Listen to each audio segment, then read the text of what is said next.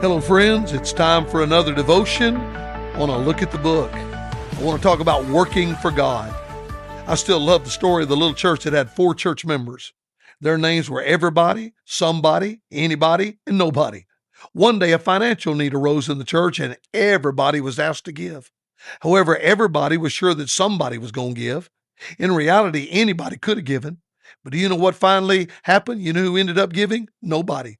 Of course, everybody blamed somebody when nobody did what anybody could have done.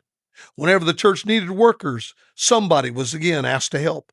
But somebody got offended because anybody wasn't asked. However, it really wasn't anybody's job, it was everybody's job. Once again, the job was given to nobody. This went on for a while. Anytime there was something that needed to be done in the church, nobody could always be counted on to do it. Nobody volunteered. Nobody helped. Nobody served. Nobody gave. Nobody was the most faithful member of the church. Eventually, nobody started getting all the credit. Well, that made somebody bad. Somebody took anybody and everybody and left the church. That meant only one person was left to serve. You know who it was? Yeah, it was nobody. Well, that might sound silly, but sadly, that's the way it is in some churches. That's why we ought to look at what happened in the book of Nehemiah. Remember what happened? God called Nehemiah to go back home and rebuild the torn down walls of Jerusalem.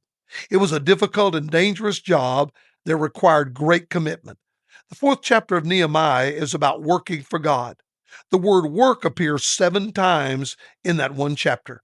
In spite of the hard task and fierce opposition from the enemy, God's people kept on working until the wall was finished.